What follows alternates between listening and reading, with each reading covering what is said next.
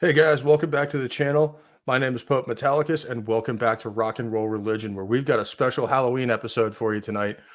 Tonight we are covering a German titan of power metal, one of the first bands to really claim that title, and still one of the best in most people's opinion, myself included. So sit back, relax, and join us while we cover some Helloween. And here to help me do that, we have our usual panel of Sergeant Herbs. Hey, what is going on? How's it Glad to be going, here man? again. Pretty good, pretty good. How are you? Not too bad, not too bad. Our sentient marijuana plant is in the house. E And to add to that, we have our laser guided commie killing metallic eagle of death, the Sentinel. How's it going? It's going great, dude. Happy to talk about some Helloween, two classic albums, two seminal albums Absolutely. in the power metal. When you think of power metal and the exemplar albums, these two together. Absolutely. And then we have everyone's friendly neighborhood heretic, Imperatus, with us. Yeah, you could always tell me that, I suppose. Friendly is a relative term. Yeah. The heretic part's probably the only part that you got right. So these albums, I mean, holy shit, this is probably the band's best output by far. Like, you have all their classics on these two, and let's get right into it. And the album art on these is absolutely glorious. Oh yeah. I mean, look at that. It couldn't be any more power metal if you tried. It's great. I liked really this is. when I first saw it. I was like, okay, yeah, this is really cool. I Nick- think it was one of the shows a couple of months ago you mentioned them. So I was like, okay, I'll go take a look. And I was like, oh shit. And yeah, this is an absolute banger of an album, definitely. Oh, I mean, both of these are like. Oh yeah, absolutely. The first one's fantastic, and I think the second one even tops it. Oh yeah. And I mean, just look at the freaking album cover. You got the wizard cloak, you got the Starfield, the magic crystal ball thing. Got the kind of fantasy landscape out in the back there. Like it like ticks all the boxes for power metal. Yeah. Nice inside like some arch with stone masonry and everything. Yeah, he's got like some kind of castle or tower thing going on. It's just like, and check. Exactly. Yep, we have them all. Which is, I mean, partially because these guys were one of the founders of the genre. Mm-hmm. At least when we call it power metal. This album was 87. Yep. 87, yep. And then relatively wasn't short for a power metal album. Yeah, Was it's it only the like second one? 45 minutes. A year 36. after? Oh, 36, okay. And it was a year after for part 2. Yep. Okay, yeah. That one is a bit longer though, but still. Well, it's really only because of the title track that's 13 minutes long. Yeah, part two is Yeah. much longer. Yeah, album. part 2 was just under 50 minutes. Yep. Yep. But it has so many great tracks. Oh God, yes. It's so much enjoyable shit on both of these albums. I was listening to them today, and it's just like, oh yeah, I forgot about that one. Oh yeah, that one's awesome too. And getting into the track listing here, I mean, first of all, yeah, another great one, but like, I think the Initiation is just an intro track, but it's still pretty good because it kind of sets the tone for the whole record. Let me pull up the actual track listing so I don't get it out of order here. Helloween has done that a lot, and it's almost become something they will do on every album. I don't have every Helloween album, so I don't know for sure, but the instrumental opening into a kick-ass song. Yeah, and that's a power metal hallmark in and of itself. That's true. And even heavy metal. We started off with that with, bands like Judas Priest have done it. Metallica. Metallica's done it. A whole bunch of guys have always been really involved in that. And it's a really artistic way to kind of tie the whole album together as one coherent piece. Yes, it is. And as you were saying, it really sets the tone of what's coming later, to be honest. And the first couple tracks on this I think are probably the weakest. Because like, once you get into side B, you really start getting into some heavy hitters. Weakest in terms of just not listenable, or weaker in terms of, it's not that complicated in terms of the song structures that are.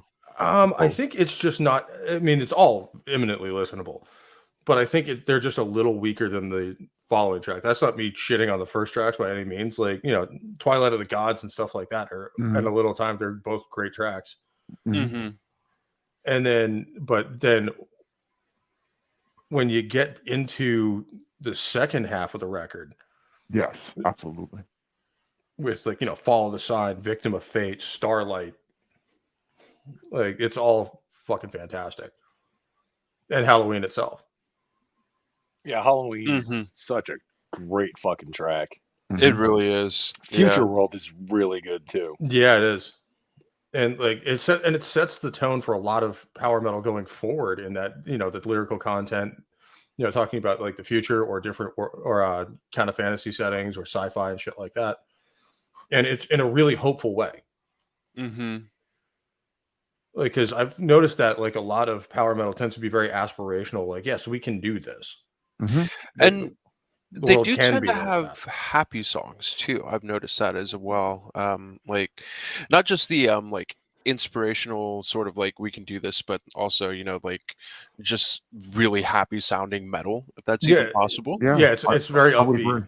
Mm-hmm. Yeah.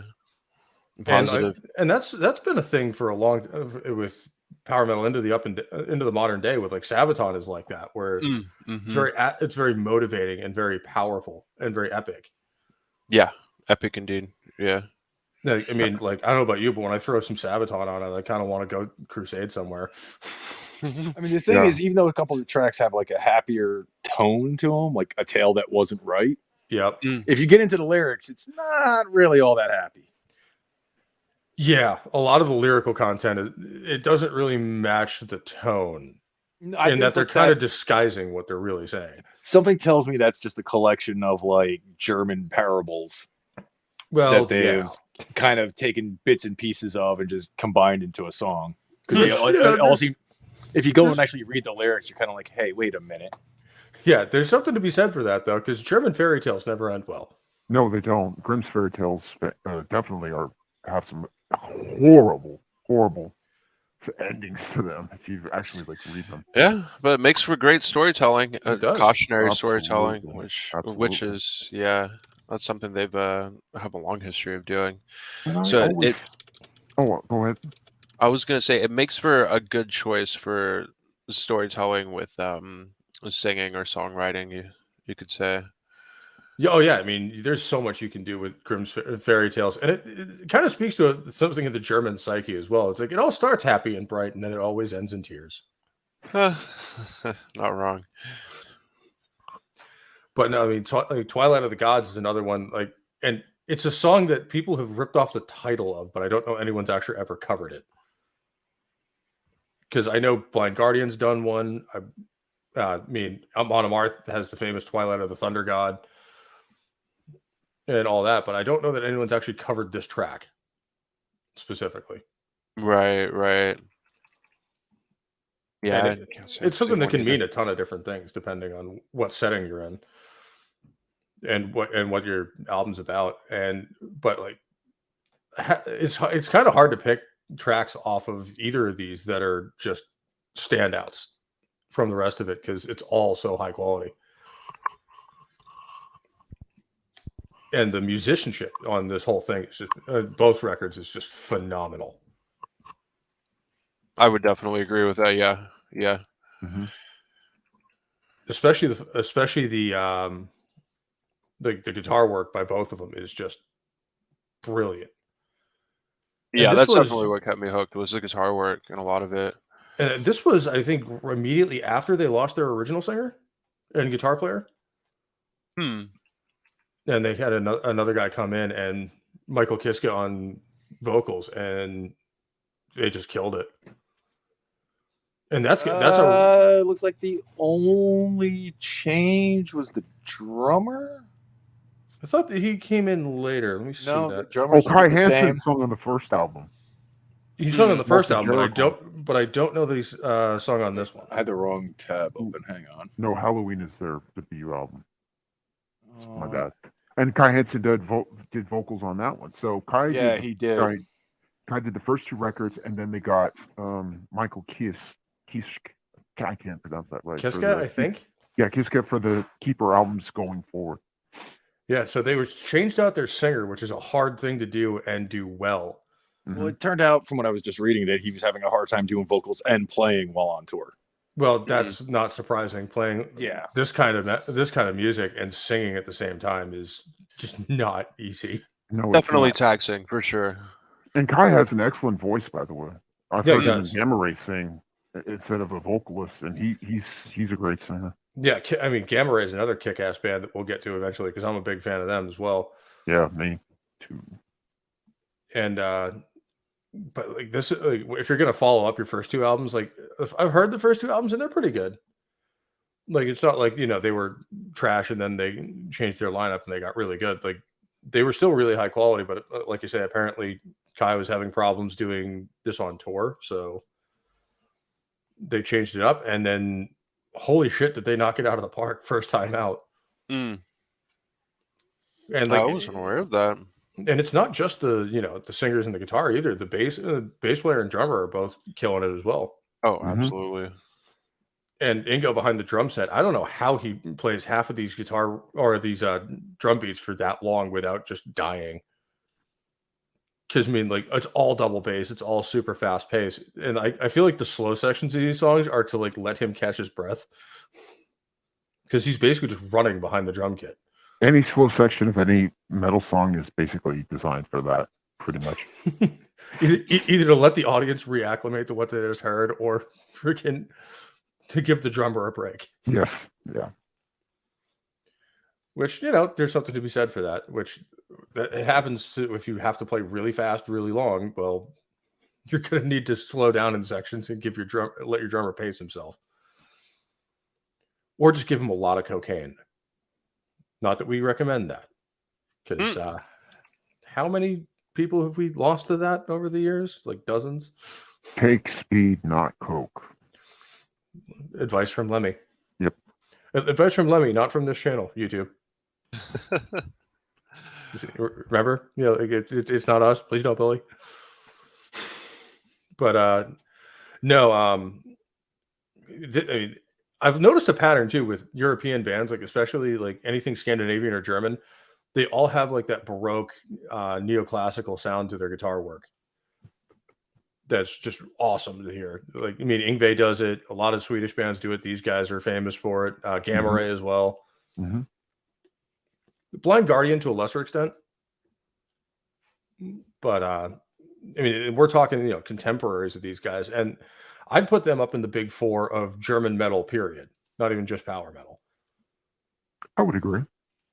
I Because think Rammstein, Helloween, Scorpions, and maybe Sodom. I would put Accept, Oh, that's right.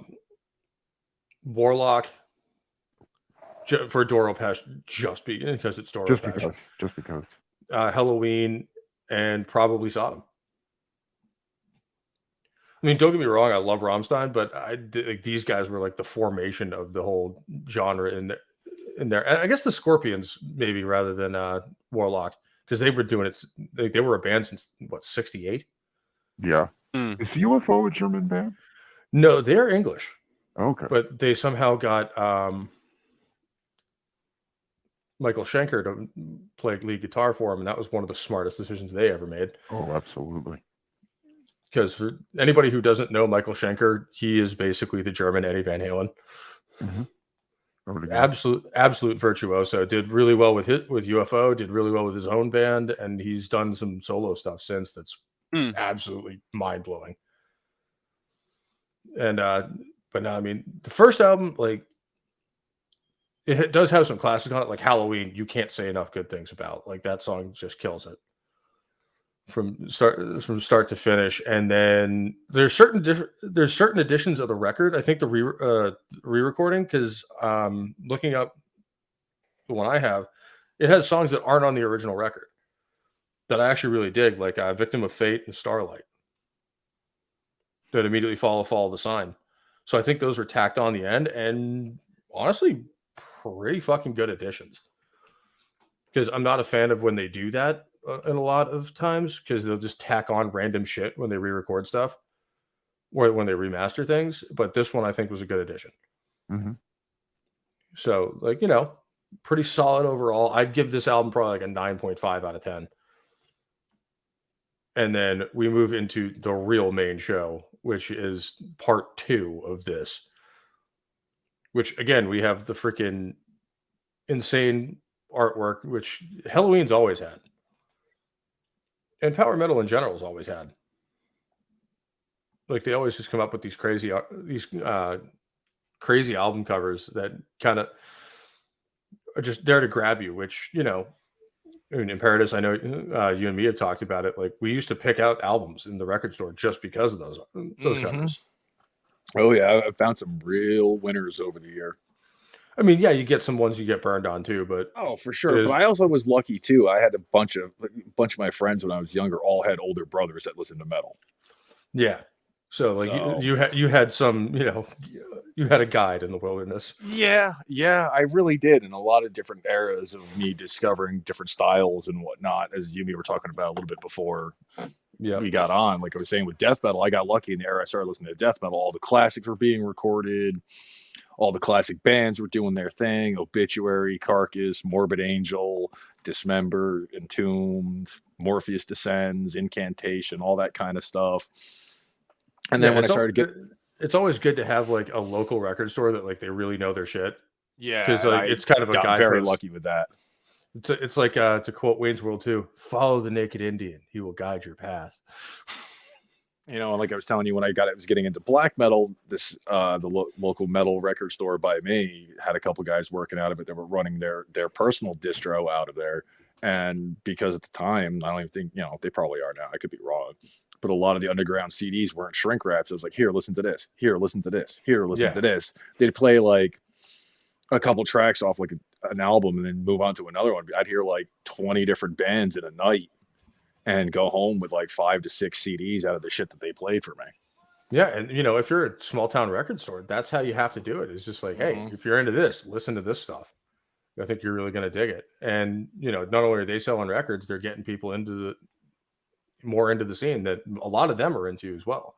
Yeah, because like, you know, the bigger stores like Tower and, you know, all that, like they didn't really care. You were just there to buy. You were just there to buy the CD. Really. Just buy something. We don't want to talk to you. Yeah, I mean, the local Tower record store by me, they actually had some guys who were pretty cool, and like some actual music nerds. But you know, for the most part, yeah, it's just like, yeah, buy what you want and go away. But here, I mean, this album I think has some of my favorite Helloween tracks of all time. I mean, Eagle Fly Free is pretty good. You Always Walk Alone's a classic. Rise and Fall is always pretty good. And then we get into one of the funniest metal songs I've heard in a long time, Dr. Steen. This one's just rather amusing. It really is. It's a great little fun track. It's great to hear guys this musically talented and they can create masterpieces. Like later on this album, Keeper of the Seven Keys is an absolute musical magnum opus. And yet they don't take themselves too seriously and come out with something like this. Right. Yeah. There's with that, like the first track I heard off this album was I Want Out. I actually saw the video. And that was the first album I ever heard by this band. Yeah, same here. And then Rise and Fall is another one of those tracks like A Tale That Wasn't Right, where it's kind of happy sounding, but it's really not. Yeah, it's like it's happy sounding, and then you look at the lyrics, and you're like, oh. That's where we're going with this. Yeah. And Dr. Steen, like if you're not paying attention to the lyrics until like partway through, you're just kind of like, yeah, wait, what? Yeah. So it's a lot of fun. And apparently Dan Vast just did a cover of this yesterday. I saw that. Yeah. Of Dr. Steen. He was fantastic. I was going to mention have to check that out. Yeah, it came across my playlist while I was at work today. So I was like, ooh, okay. He did a good job. God bless that man. Yeah, he does so much great shit. He's done I Want Out a couple of times now too. Has he? Yeah, he has. It was like 4 years ago. Yeah, when I saw that YouTube video pop up, I did a double check because I was like, wait, we're doing a show on Helloween, and then it just pops up, and I was like, oh, sweet. Yeah, it was a really good cover. He's always done really good with his covers because you can tell he really cares about the original material and wants to get it as close to original as possible while still making it his. which is how you do any cover. I mean, and yeah, he does a lot of cover stuff, but he also has his own band with Fearless, and they're fucking kick ass. If you guys have never seen them, I would heavily recommend going over to YouTube and trying to find some of their stuff because they're outstanding. And like a lot of bands do covers, especially at first, because that's how you get gigs. You don't get, club owners and stuff aren't gonna, pay to hear whatever you've got cooking. They want to hear it. They want a cover band for Saturday night. Right. That's how you make your money. At least at first. Mm-hmm. And then, you start playing some original shit in there. And then, even the big bands do it from time to time. Like, hell, some of Judas Priest's biggest stuff, at least in their earlier years, were covers like Diamonds and Rust or the Green Man Alishi, which is still one of my favorite tracks from them. Just top tier. Yeah. I was actually kind of disappointed they didn't play that when I saw them live because they played it the next night. I'm like, damn it. I can't complain with that set list though. Holy shit. No, I wouldn't complain at all. Every single one was like one of my favorite tracks from them. So like, when you have multiple albums worth of favorites, you kind of have to pick and choose which ones you're going to get mad about. And then we got to write another fantastic track. And most of these are under 6 minutes, which again is pretty tame for a power metal record. Because this is one of those genres that will extend into the 10, 12-minute range. Yeah, but it's more in line with speed metal and thrash of the era. That's true. As far And as this one does have a lot of thrash influence sonically, I think. Mm-hmm. I think they called Helloween a speed metal band for years until they finally were like recategorized as a power metal band. Well, because they were on the bleeding edge of power metal. So like if you heard power metal in like 85, 86, like, yeah, these guys are speed metal. Mm-hmm. And then they kind of reclassed that later on. Considering the big tour that I remember from these guys, I mentioned it on your Candlemass stream. I think we were still alive when I mentioned this. It was them, Exodus, and Testament. Yeah. No, it was Exodus and Overkill. Was it? I thought you mentioned Testament. I thought you said. Was it all three, maybe? Yeah, hang on. I got to look this up. Because either way, it was a kick-ass lineup, and it was all thrash. Yeah. Oh, it was all thrash. Oh man, I'm not jealous at all. You should be. I am jealous. Because I got to see Exodus and Testament play. Anthrax, Exodus, and Helloween. Holy shit! Yep. That's a heavy hitting lineup right there. Mm-hmm. Yeah. And I thought I was blessed because I got to see Exodus and Testament playing out in L.A. Yeah, I saw them when they did that tour recently. Just like 7 years ago? I think this was before that. This was probably like 10, 12 years ago. Okay, maybe when they all got back together and such. Yeah, because I was still in the Marine Corps when that happened. I just got lucky. They did a tour like 7 years ago, more or less, I think. I mean, I was still working at Radio Shack at the time. So what does that tell you? Yeah. And one of the guys I worked with was like, hey, man, he was into metal. And it was even funnier when they started, liquidating shit in the stores. We didn't have to answer to corporate anymore.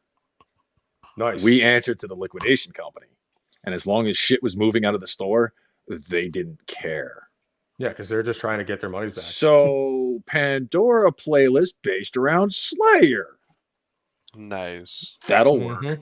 Yeah, right.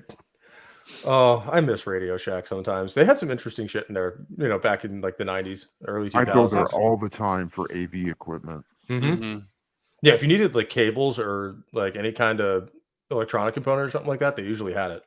Or they knew who did. Yep. And kind of like Tower Records, it all just kind of went away in the early 2000s. Because I remember Tower was still open in Burlington up until like 2008, I want to say. Because I was just enlisting when they were closing. Because I bought a shit ton of records from them because they were, like you said, they were going out of business. So they weren't answering to corporate. They were just trying to get what they could for it. So they were just selling everything that wasn't nailed down. And Fizz Radio Shack does still exist on paper, technically. But I haven't seen one of their stores, at least in the Northeast, for a decade. Don't even think they exist on paper, dude. Well, they have a Twitter account, I think. Maybe they just didn't shut it down. Oh, did they?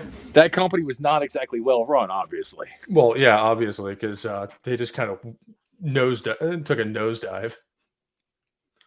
Like Radio Shacks used to be everywhere. Yeah, I remember that.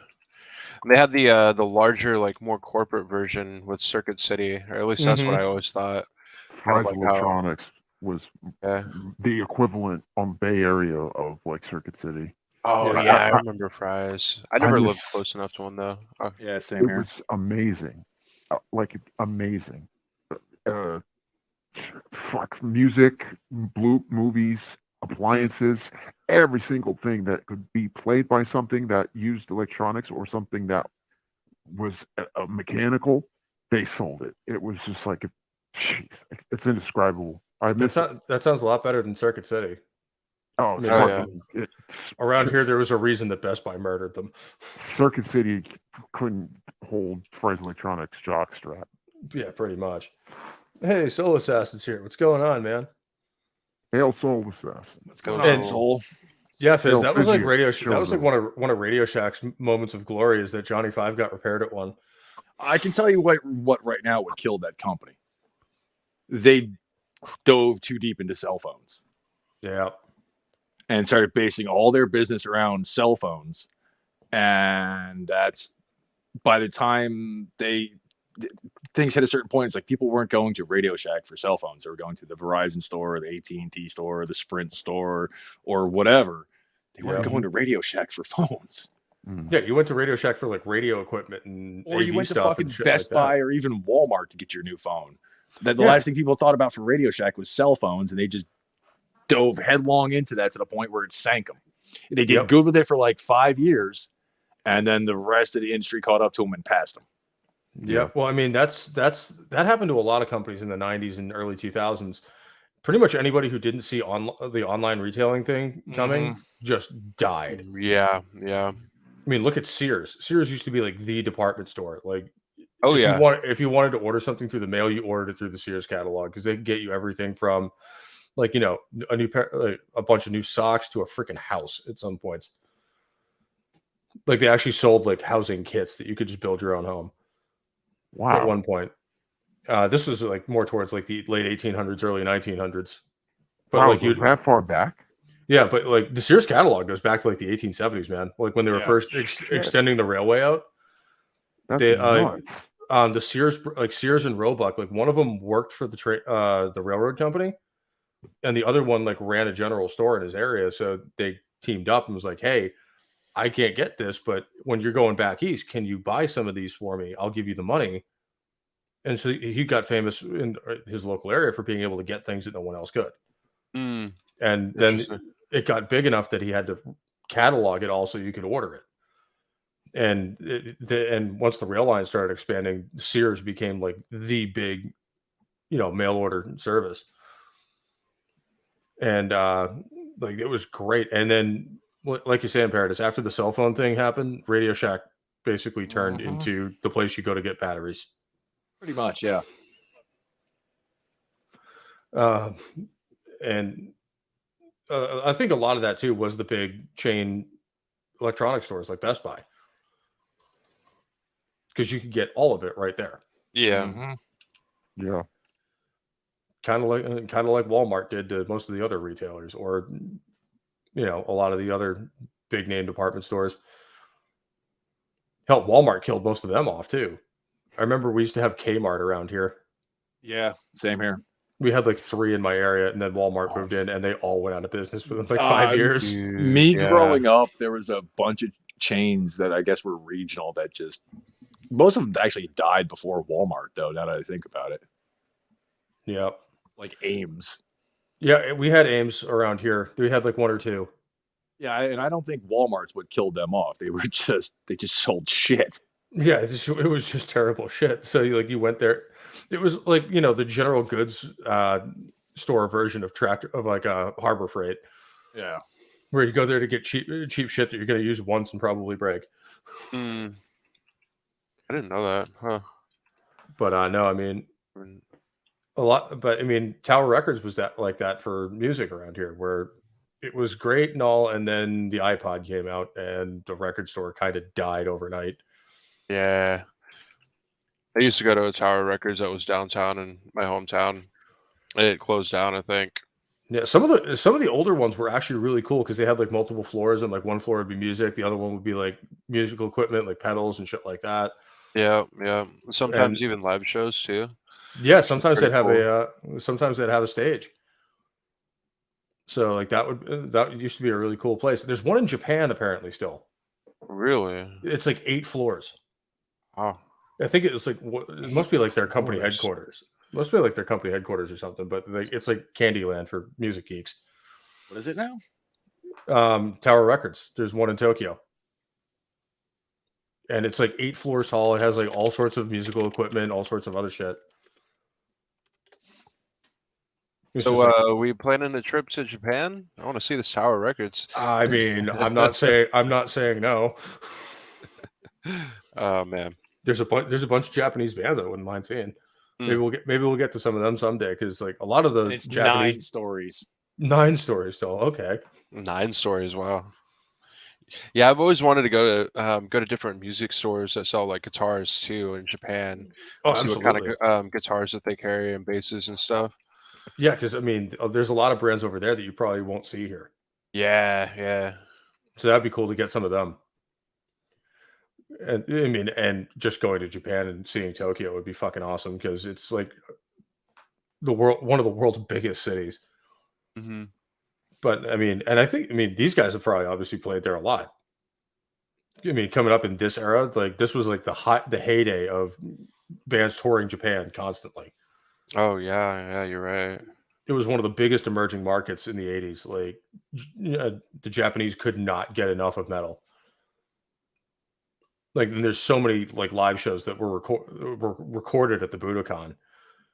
And this is that trend goes into the 90s because if you go to 1994, what are the top 2 records selling records in Japan? It's Mariah Carey's Daydream and Yngwie Malmsteen's The Seventh Sign.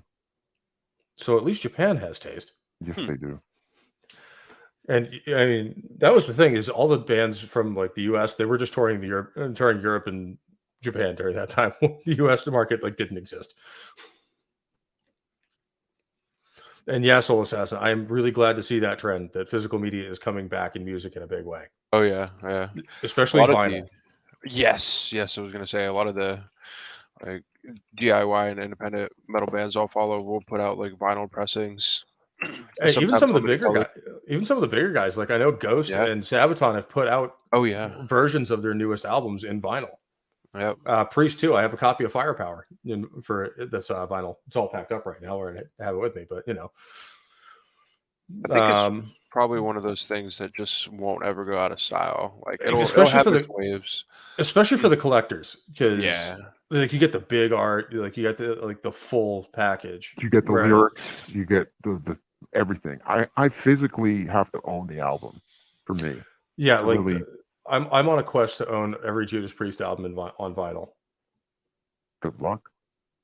It's probably never going to happen, but I can dream. The Rock and Roller cover for vinyl, if you can get the alternative one, is fucking awesome. Oh, it is, and then the original one's just lame as hell. It's basically I know. A fucking bottle cap. Why? It's like, but why? I know. Rock and Roller. I mean, it's much more accurate to what that album is than anything else. No, yeah, because it's pretty generic.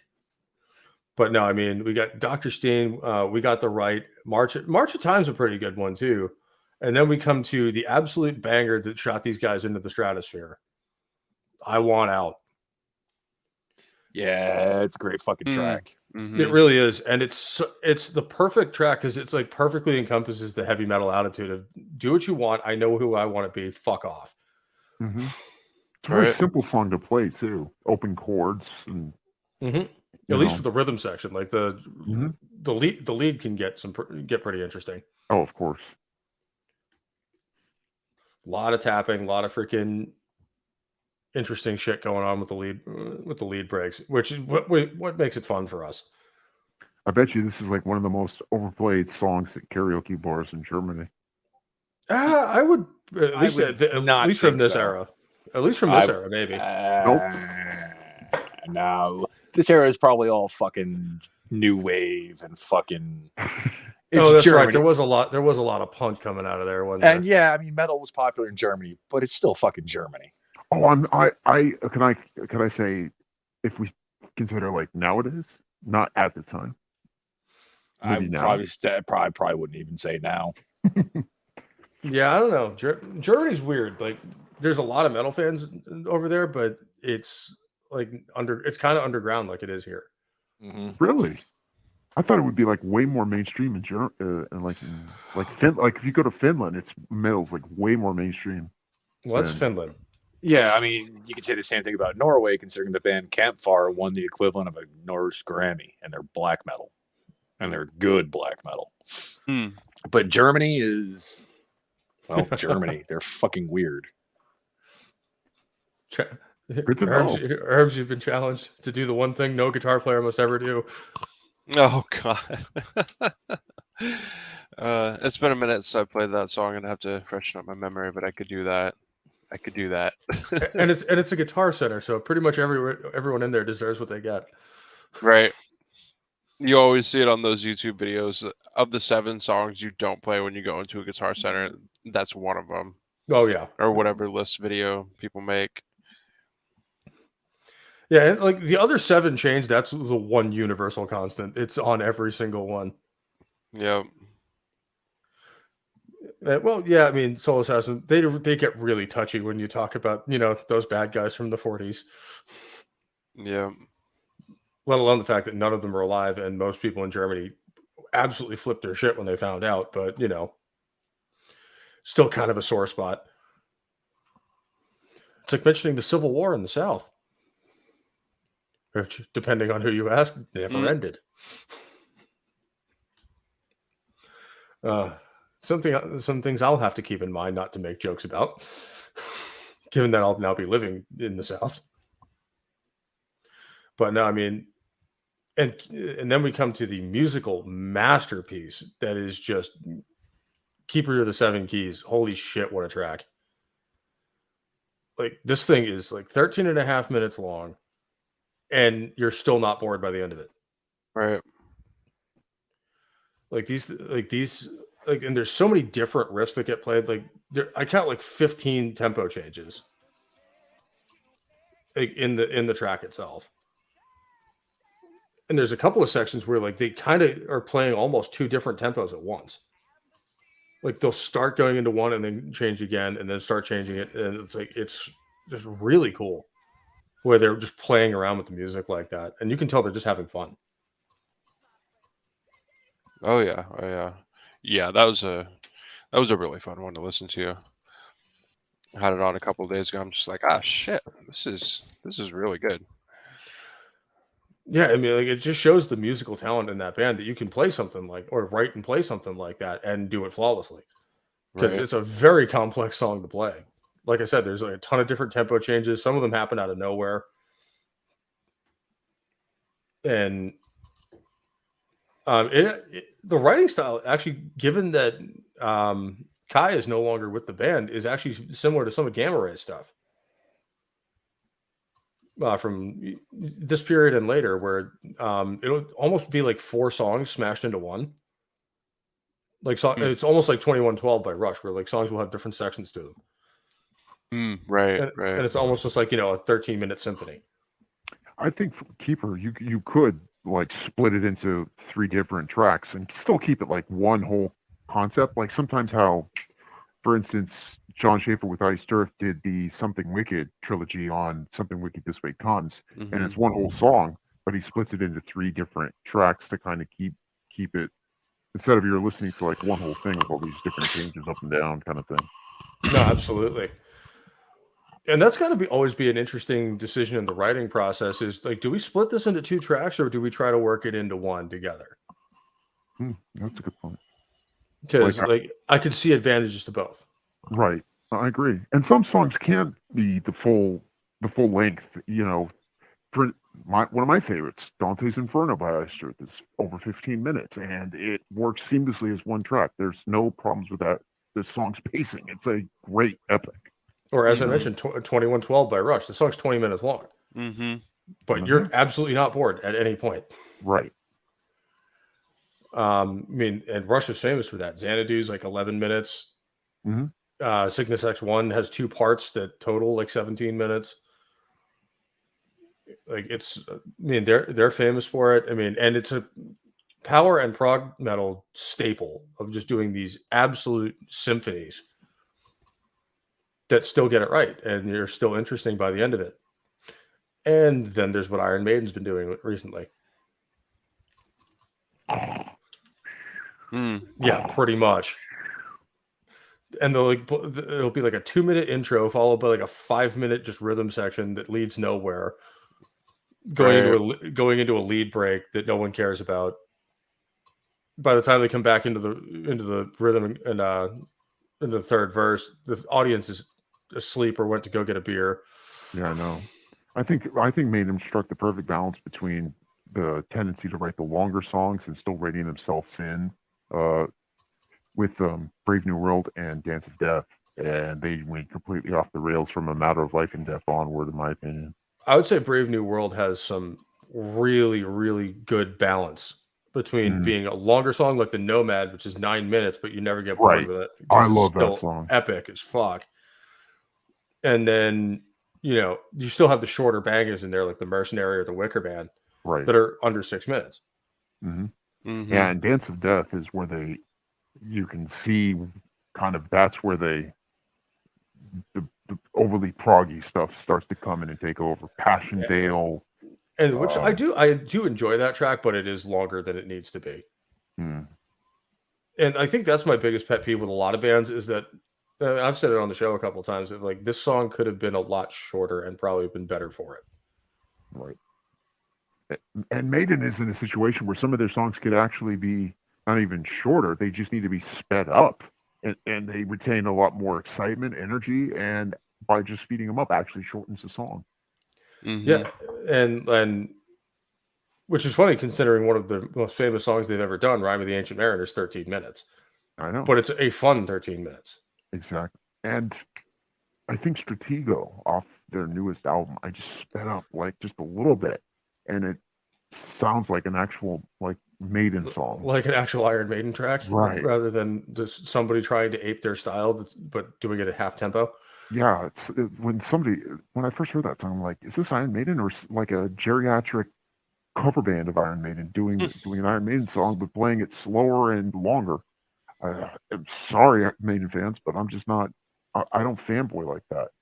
Yeah, I mean, I'm as big a Maiden fan as they come, and which the real fans will be honest with their band when they're fucking up. Right. Yeah. We definitely saw that phenomenon in the 90s with Metallica, where all of the actual metal fans were just like, nope. Yeah, you can do your own thing. We'll listen to other music. It's like, yeah, you can fuck right off with that shit over to Mainstreamville where they care about it. And like the funny thing is, Maiden went from being a short, punchy band like they were on their first 4 records into that. I don't know whether they saw the trend of, songs getting longer and more complex as the 80s were getting into the 90s, but they seemed to lean into that way more than they should have. Because like some of the best songs they've ever done, like Ace is High, Run to the Hills, they're like 2.5 minutes. They're short and to the point. That's all you need. I mean, look at Breaking the Law, for fuck's sake. It's 2 minutes and 20 seconds and will be played on radio until the end of time. Like that's just not an option. If you're on a metal radio station, you will hear Breaking the Law, period. I don't understand this trend of making everything fucking longer. Like movies these days have to be over 2 hours. And a horror movie I just saw was like over 2 hours. And I'm like, what the fuck? A good horror movie is supposed to be 90 minutes, not 2.5 hours. I don't understand this shit. I mean, the Batman I went to see, and that movie could have been 45 minutes shorter and been much better. I've heard a lot of people say that about the new Batman movie. Yeah, like they thought it was good, but a little too long. Yeah. I didn't even think it was good. That was like a comment I made to a buddy of mine last night. He's like, I kind of want to watch a movie, but I don't want it to take all night. I recommended a movie. I'm like, yeah, it's like an hour and 20, an hour and a half, not 3 hours like modern fucking movies are.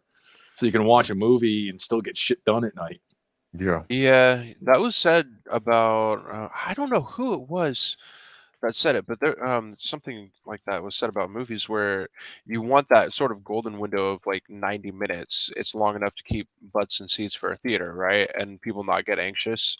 Yep. But yeah, I mean, kind of think about like the story's pacing too. You want to keep it just long enough and have an ending to it. A Well, good two Yeah. ending. hours is still okay too, but Yeah, you yeah. can't pad it to make it 2 hours. If your vision's 2 hours, it's 2 hours. And Not Fizz just says it right here. It's like if a movie needs to be 2.5 hours long, make it 2.5 Yeah. hours long, but don't add extra scenes that add nothing to the movie Mhm. and just add random Right. shit in there to pad the runtime. Like, no, just don't Same do thing it. with If you can like do a movie in video. 90 minutes, do it. Same thing with video games when they pad the shit out of the game with like side quests and optional shit that you're gonna do maybe a tenth of and say, yeah, I'm done doing this. It's fucking boring. And Right. it's one thing if it's like The Witcher 3 or a lot of Mass Effect games where the side quests are interesting and an actual integral part of the story as well. That's one thing I love about FromSoft games. You don't even know when you're doing side quests. Well, yeah, because it's all side quest essentially. No, it's not. But the side quests are so woven into the narrative and the way they handle them, you don't know you're doing them. And like especially in Mass Effect and The Witcher, like the side quests help you in the main story a lot. Even Honestly, if with the all it is FromSoft getting better games, they're gear. usually more world building when it comes to the side quests. You'll get I some would good agree with loot. that, yeah. You'd get some good loot out of it, but generally, it's more lore building and world building. Yeah, I mean, and the one I always use it for like, value for money is the 2 DLCs for Witcher 3, where they added like 100 hours worth of content. And you don't mind because it's all just great stuff. It's just more story. Oh yeah, especially with the most recent one, they had added Blood and Wine, a really good DLC for the game. And I love the tonal change from the rest of the game too. The rest of the game is pretty dark. And then this Right. kind of has more of an upbeat, kind of positive Not kind to of feel change to the it. subject, but would you guys like to see the most epic ratio of all fucking time? Yeah. Yes. I linked it in the private chat. Hang on. Well, let's see this. Whoa, what tweet did that? Oh wow. The author from The Atlantic doing an article saying we should have a pandemic amnesty. What? Oh, I think I saw that one where the And guy's if like, you go through the comments, what? oh my god. For those of you who can't see this in the private, because it's in the private chat, 404 retweets, 5,150 quote tweets, and 1,500 likes. Oof.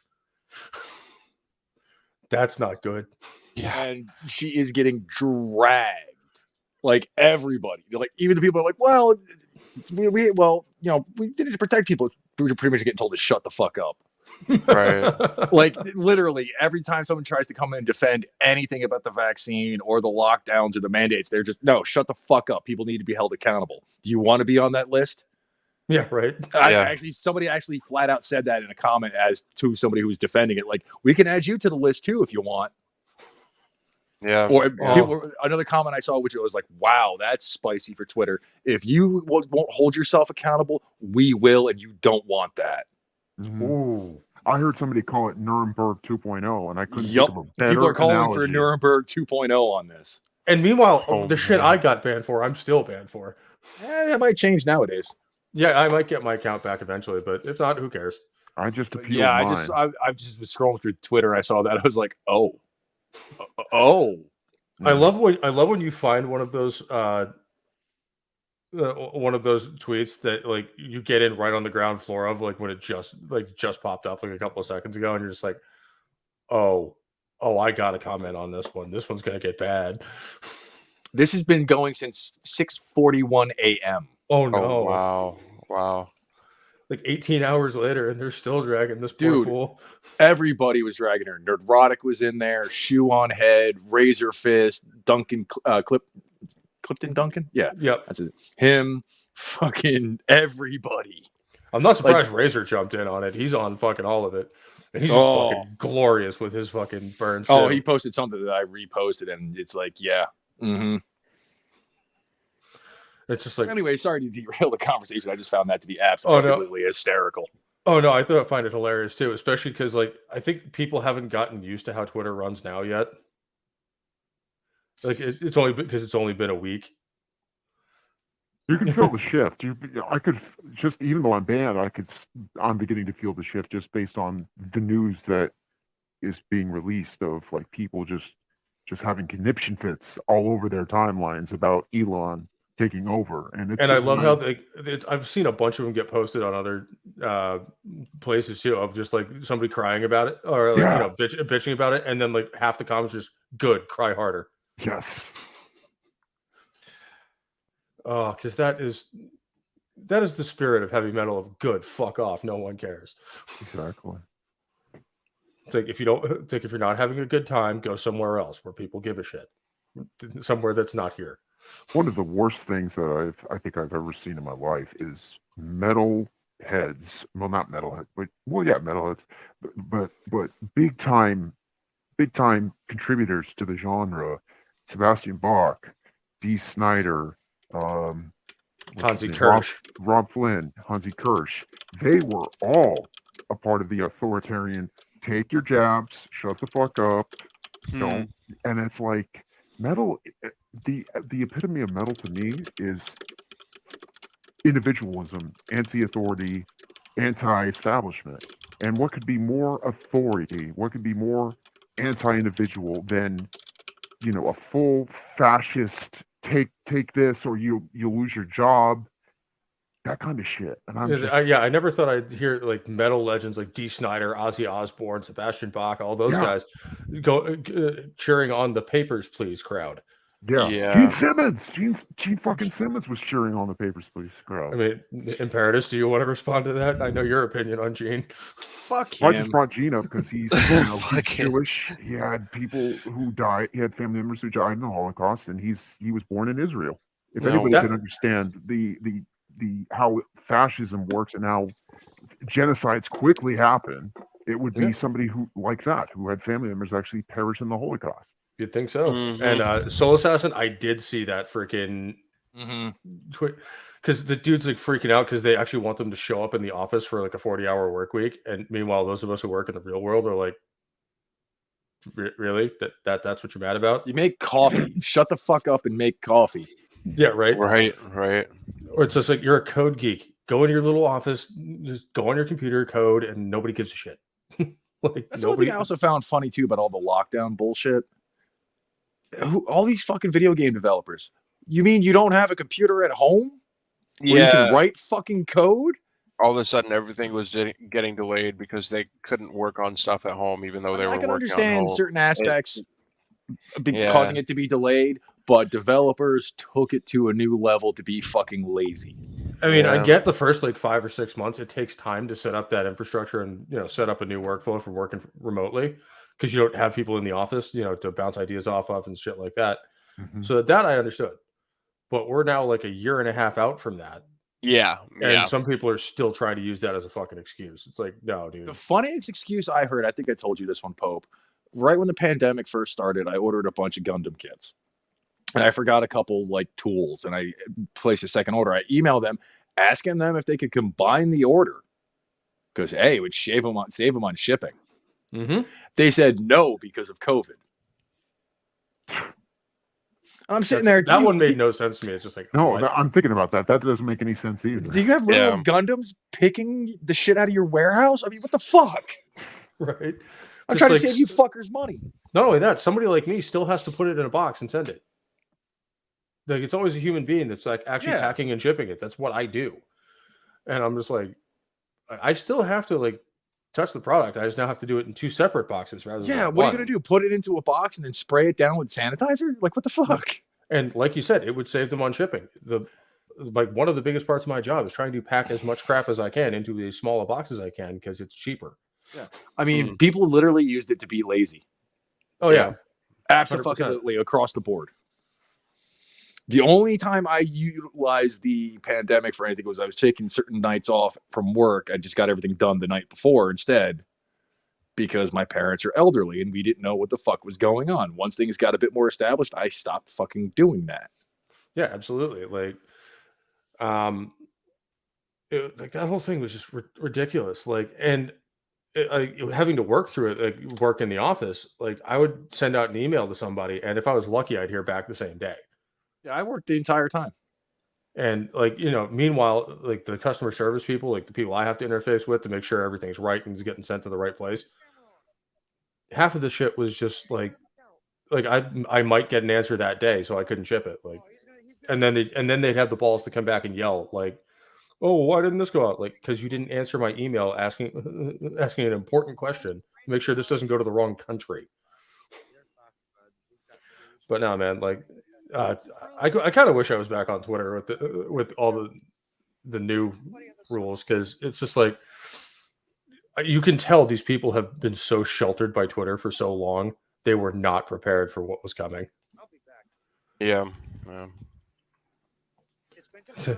It's almost like that scene in Return of the King where like, they're trying to bash through the gates of Minas Tirith there, and like they're the captain's like, "Oh yeah, we've got this, boys. Like, no matter what comes through that gate, we can hold our own." And then like all these trolls just start fucking run through the gate and just start murdering everything. I'm wondering when it's going to happen on YouTube and Facebook as well, because it's going to at some point, or they're just going to go under. In the meantime, there's Rumble for that. But now, like this, like these guys, it's hard to overstate their influence on the genre and metal as a whole going forward. Like, everybody listened to these guys. Yeah. Like, if you like, even like a fan or a musician, like if you mention Helloween, people light up. They're like, "Oh," but usually these two records. Like a lot of their other stuff's pretty good too, but these are like you said at the beginning, Sentinel. These are seminal albums, like absolute watersheds musically. They are, and even though I don't like them as much as I like the Helloween albums from the '90s with the other singer, I still can appreciate how important these two albums are to bands like Hammerfall, who created themselves just because they wanted to hear songs like this. Yeah, these guys were a huge influence on like Dream Evil, Hammerfall, all those guys. Sabaton. Joaquin has said repeatedly that he used to listen to a lot of these guys, and he's mentioned them in a couple of their songs too. Oh yeah, yeah, and like pretty much if you're in the power metal genre in this day and age, Helloween was part of the reason you're here. Like you either influenced them directly or were influenced by them directly, or the bands you listen to them. So like these guys are another one of those guys we cover all too often on this channel that were just founders of a musical movement, essentially. And we're right there at the beginning, because these guys are contemporaries of bands like Blind Guardian and Gamma. Obviously, Gamma Ray spun off from this band. Like, so like these, like when it comes to like actual genre defined power metal, like these guys were right on the ground floor of it, to the point where nobody even really knew what to call it when they started. Right. You commented earlier, like they were calling them speed metal for a while until they finally coined power metal as a phrase. Right. And I guarantee in the middle there was probably some weird middle ground where they were calling them like fantasy speed metal or something like that. I could see that, yeah. And then they're like, "Nah, that's too long. Power metal, yes." The most powerful of all metals. But man, it's freaking hilarious to watch like the number of musical influences one band can have.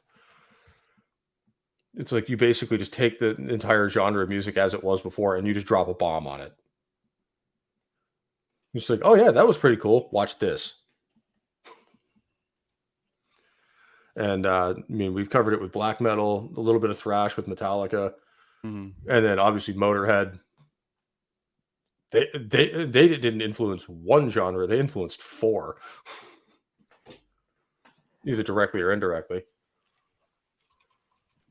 Because, like, without Motorhead, you would never have thrash, speed, death, or black metal, and that would have been a shame, especially for Imperatus, because you would have had nothing to listen to as a kid.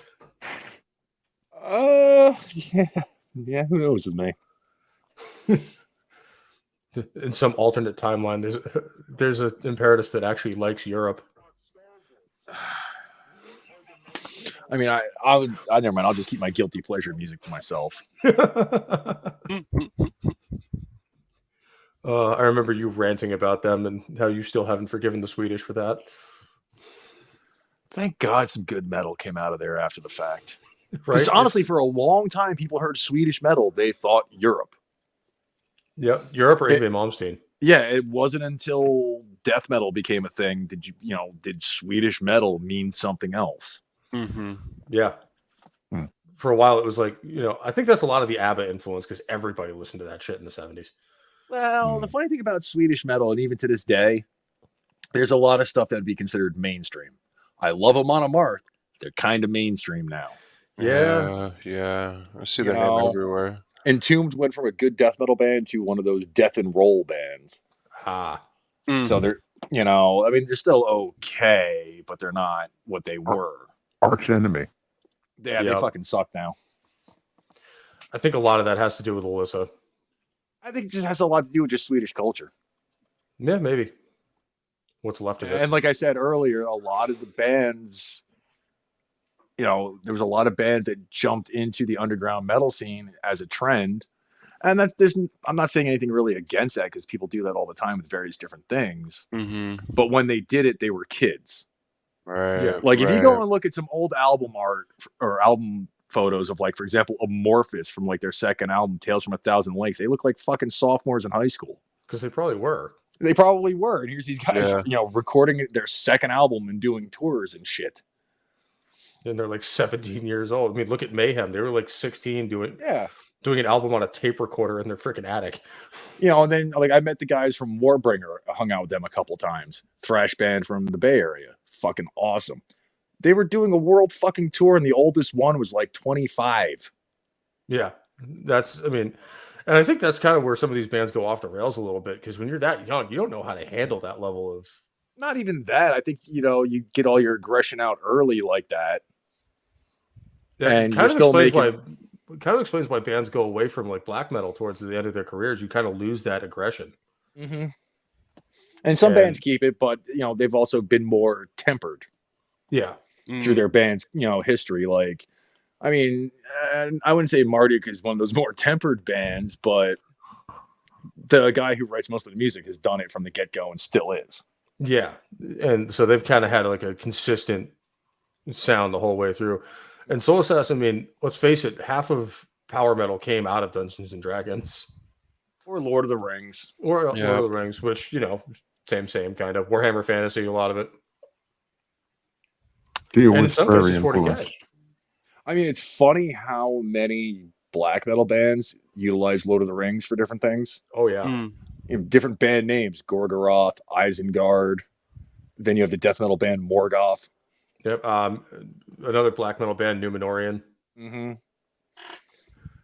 Even almighty Varg Vikernes, as much of a lunatic as he is, his stage name Grishnok was taken from Lord of the Rings. Same with his band name Burzum. Yeah. Which I can picture Varg as an orc. He was actually a goblin.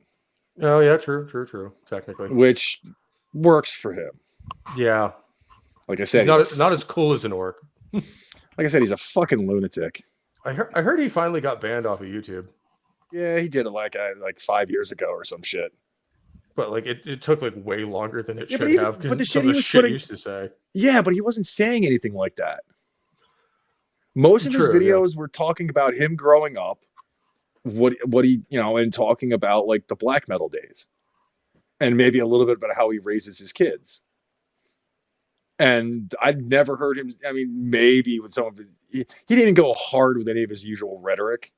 Yeah, like the shit you used to see from him, just like, okay, Varg, you just go sit over there now. Yeah, you just be quiet now. Yeah.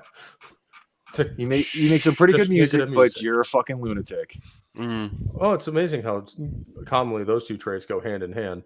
Well, it's one of those things I learned a long time ago, and you had to do this with black metal, especially in the early days, to separate the art from the artist. Oh, yeah. Because there was a lot of fucking lunatics in that scene back in the day. And also, like, especially in black metal, you had to be careful what bands you listened to and what shows you went to, because some of it was actual NSBM stuff, which, yeah, it's because you just look around like, I'm at the wrong show, aren't I? I need to leave. Yeah, it's like, I'm just Yeah. gonna go this way now. The Yeah. ironic thing about that, where that scene actually took the biggest hold, which is really fucking ironic, Poland. That is really interesting. Because you would think that would be the one place in the world, other than maybe Russia, where they'd be like, nope, get fucked. But that's the way it was. I think a lot of it too, though. I haven't heard what a lot of the people from those bands say now, because the only one that's still in existence that was like that was Graveland, and he kind of walked back a lot of his shit. Yeah, because it used to be like back in the day, no one really cared. You were just kind of over in the corner. I think a lot of it was is because how taboo that subject was. They used it for shock value, or like in the States, Satanism would be, or paganism would be like that major shock value. You get into Eastern Europe, you start talking about, funny mustache man. Yeah, true. That, that's going to raise more eyebrows than Satanism in some countries. And it's one thing to be shocking and kind of out there, and these days you'll just get canceled for it. Yeah, as you should. Fair. I mean, to an extent. Although it's funny that Antifa tried canceling Marduk over something like that. It's like, that shit was hilarious. You fucking retards, you givering idiots. Also, first of all, have you seen your average Antifa member and your average Marduk fan? That is not a fight you're going to win. Just could you imagine some tonnage. Could you imagine some scrawny Antifa guy try to go up to Morgan and start shit with him? I would pay to see that, actually. I would pay to see that too. Morgan would just hammer him into the ground like a tent stake. Turn his face into a pie. He's pie. He's larger than I am. Man. He is a very, very big I believe man. he's like 6'8". Oh my god. And he's not like a tall, skinny 6'8" either. No, he's a big boy. He's got that Viking blood in him. Oh shit. If you go look at pictures of Marduk, there's one guy that's just fucking ginormous. That's him. Yeah. It's almost like I was reading this thing a little while ago about an incident that happened during the Iraq War, where basically these two Iranian F4s tried to come up and shoot down one of our pros just because they feel like being dickheads. Meanwhile, an F-22 just pulls up on their wing. They had no idea he was behind them the whole way, and he just kind of gets on the radio and just goes, "You should go home now." That's probably exactly what Morgan would just say, just like, you should go away now. Yeah. Or something really, really bad happens to you. Right. Razorfist brought that up in his one video that he talked about that. He said the same thing. He's like, look at the average Antifa member. Look at the average black metal, particularly Marduk fan. How's that going to end up? It's like, just based on sheer tonnage, it's not going to go well. Well, some of those Antifa members are kind of rotund. Well, yeah, but that doesn't translate into actual skill. It's just, you're a tank. They have their own tank division.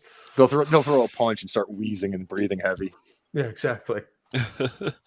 Oh man. It's like, I got sent to the hospital after the show. Oh, why was there a sick pit? No, I tried to punch one of the guys because he was a dick, and then I had to go to the hospital to get checked. And you're gonna try to fight it with the guys wearing a bunch of fucking spikes. Yeah, that's a brilliant idea. Seriously, imagine like you piss off some black metal musician and he just forearms you with his fucking gauntlet on. Have a nice fucking day. Yeah. You're probably losing an eye and other parts of your face. Right? It's just like, why would you antagonize them? Like they weren't hurting anybody. They were just over there listening to their thing, and now you made them mad. Fuck around and find out. Yeah, exactly. So it's like when people come into like metal shows and just start being a dick. It's just like, but why?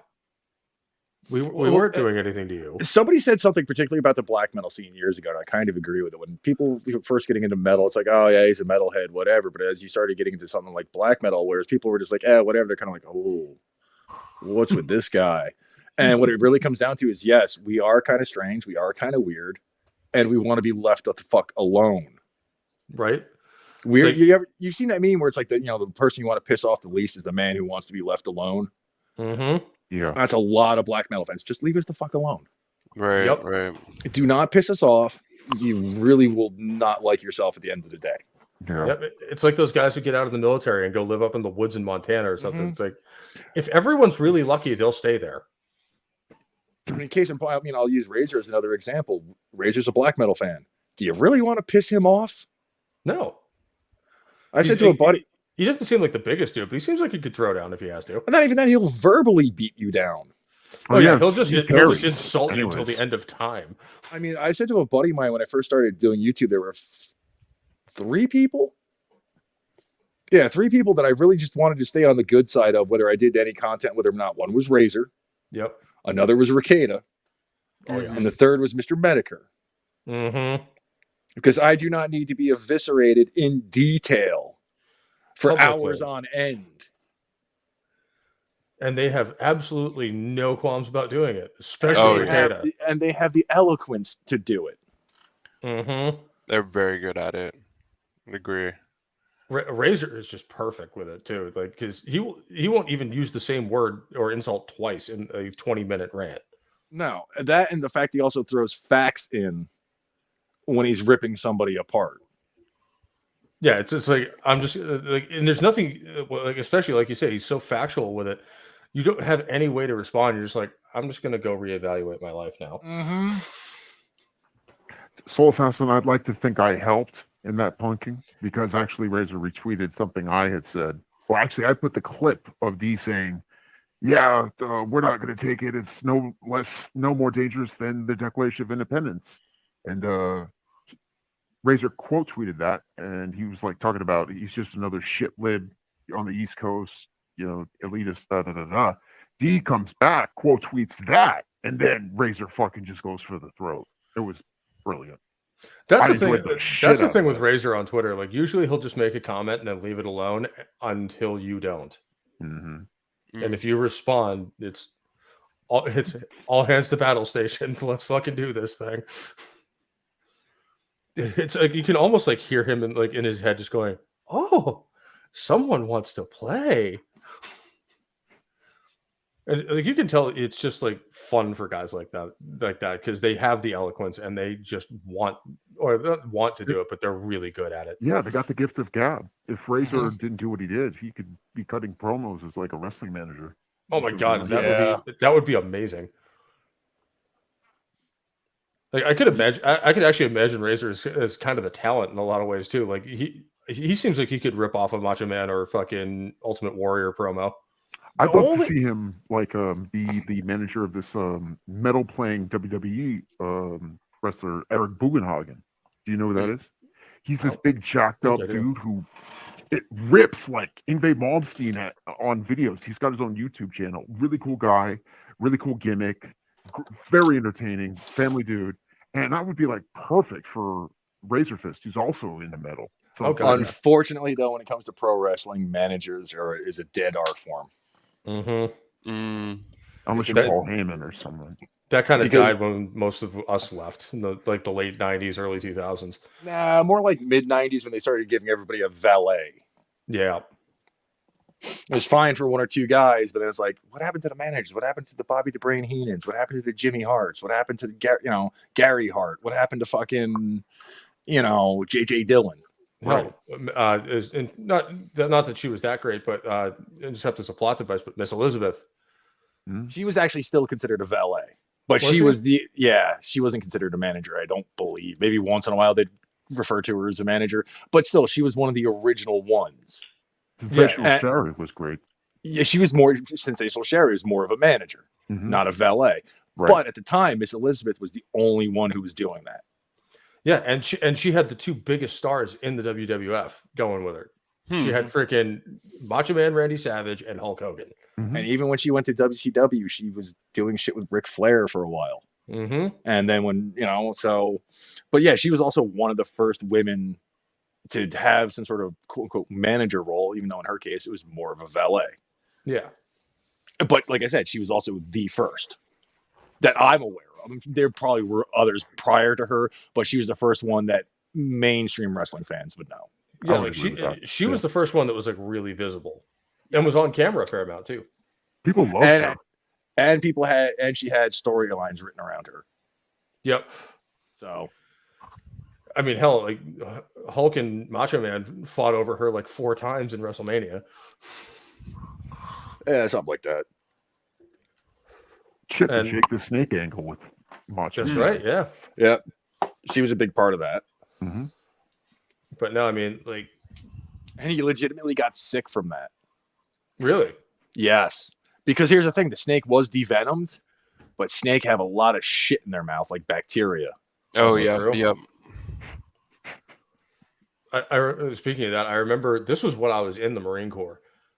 There was a memo that went out because apparently, I think it's either the Royal Thai or Philippine Marines have a tradition of their elite warriors, like their Marines, after they finish like a specific training event, drink cobra blood straight out of the cobra.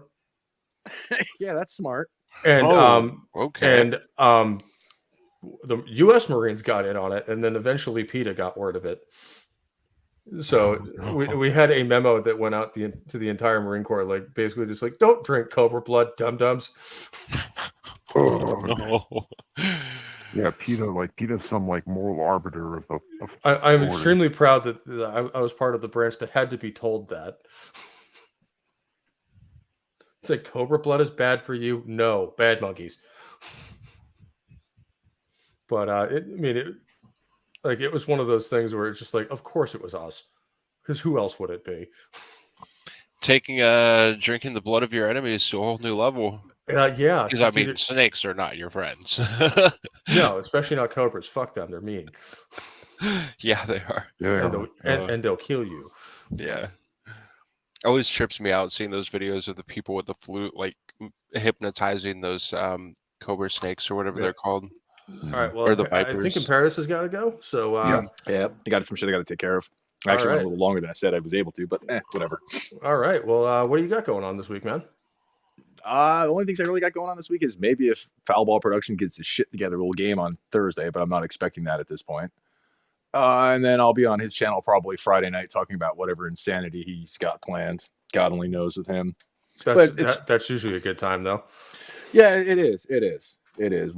Watching Matt get all worked up and joining in with antagonizing him with sentient dildo is always fun. Oh, Dildo's fucking outstanding, whether it be on there or a 70s Mhm. show. He's always a riot. Yeah, but other than that, I probably got a video I'm going to be working on. I got a couple ideas I'm going to probably start working on in the near future. Just be nice if work actually let me have some time and not kill my motivation to do anything. Yeah, that tends to happen, doesn't it? Uh-huh. But other than that, I appreciate being on. Helloween's a great band. Even if you've never heard of them, go check them out, especially these 2 albums, The Keeper of the Seven Keys, Part 1 and 2. You can actually get them both in the same package now. They released it as a double CD. cool. Excellent. So, real good stuff. Classic 80s speed metal. I don't even really consider them power metal, to be honest. I know they're considered that now, but I don't consider them that. There was definitely more speed thrash to me. So, That's fair. All right, man. Well, as always, thanks for coming on, and it's always good to have you. yeah, man. Like I said, appreciate being on. Have a good night, everyone. Good night, chat. Herbs, Sentinel, Hey. Pope. All Take care, right, man. have a good Yeah. Halloween, Imperative. Yeah, Yeah, you too, have a buddy. good one. I'll talk to you guys soon. All right, later. Yeah, later. Later. All right, and with that, I guess we'll just go around the horn and see who's doing what this week. Sentinel, what do you got going on, dude? I might game stream sometime later this week. I'm not sure, but other than that, I'll continue to upload periodically on my channel. You can find me on YouTube, the Sentinel. Just type it in the search bar. I'm one of the top results. And you can also find me on Instagram at the Sentinel43, and I will periodically post little goodies for you to enjoy. Excellent. And Herbs, what do you got going on, man? Yeah. So definitely we'll be doing some streams on Twitch this week. Not sure about anything other than the show that we have on Sundays. Usually I don't think I'll be doing anything on YouTube like any other shows, but mainly just streaming on Twitch. And you can find me at Sergeant Herbs on the Twitters and Twitch. And you were doing a playthrough of Modern Warfare 2's campaign. Did you finish that already, or? I did. I do plan on streaming it again. Maybe do a veteran run through because I did it on hardened last time, right? But Yeah. I'll probably stream the multiplayer next. Excellent. But How you liking that game? That one piqued my interest. It's pretty fun. I like it. Like a lot of people say, campaign's not the greatest one, but I mean, story wise, eh. Graphics and gameplay, like the gunplay especially, it's great. It's definitely great, man. I'm enjoying it a lot. Outstanding. And then as for me, this Sunday we'll be back here for another episode of Rock and Roll Religion. I think we're going to cover King Diamond next. Oh yeah. Round out spooky month with the fucking granddaddy of them all. So that'll be fun that'll be a fun little episode for us, and we'll see if we can't get some other people on to help us out with that, because King Diamond's a huge topic. And it's gonna just be a load of fun. Other than that, I'll probably do a gaming stream some night this week. I haven't decided when that's going to be yet. But other than that, this Sunday's episode is probably going to be the last or one of the last live shows I do for a while, because I'm going to be moving in the meantime there. And I don't know what my internet's going to look like when I get down to where I'm going. So that'll be a fun adventure for all of us. Before I go, I'll try to pre-record some album reviews and stuff like that before I leave, and set them to release periodically over that period. So you guys have something from me to tide you over. And hopefully it won't be too long before I'm back in the saddle and we keep talking about some killer bands. And other than that, I think Monday the 7th, I'll be on 70s Rock Fans channel for yet another episode of It's Only Talk and Roll. And before we go, I just wanted to say a quick rest in peace to a rock and roll legend who died a few days ago, Mr. Jerry Lee Lewis. One of the last. I saw that. One of the last of the original rock and rollers. So that was a huge loss for the community, because without the music those guys did, none of this would have happened. He's the last of the big four: Elvis, Chuck Berry, Little Richard, and him. And then obviously Richie Valens, the Big Bopper, and Buddy Holly all died in the 50s. So that's right. So all the originals are gone now, which is unfortunate. But we'll have to see. I may put together a video, or maybe try to do one with 70s on Jerry Lee Lewis in particular. And I know while I'm off air, I'm going to be doing some research into the first decade of rock and roll, and I'll probably do a big stream on that with a whole bunch of people. Obviously, you guys will be invited. Cool. And we'll cover the origin of the music we all know and love, and see how it kind of evolved from 55 to 1965 ish. Maybe we'll stretch it out to 1970 so we can tie it in to actual heavy metal. And other than that, I'll probably be doing a stream on the 11th that we'll talk about for Veterans Day. But other than that, that's going to do it for this episode. Like Imperative said, these guys are a seminal classic, and I think you guys owe it to yourself to at least listen to it. If not, go out and buy it, because it is just a kick-ass pair of albums. And like you said, I think you can actually get it as a 2-disc set now, which is convenient. And I always encourage people to buy physical media, because you never know when this shit's going to disappear off your streaming platform of choice. So that being said, thank you guys all for coming out on Halloween. Happy Halloween to everybody out there. So take care. Stay safe. I love you all. Don't talk to strangers. And I'll catch you next time.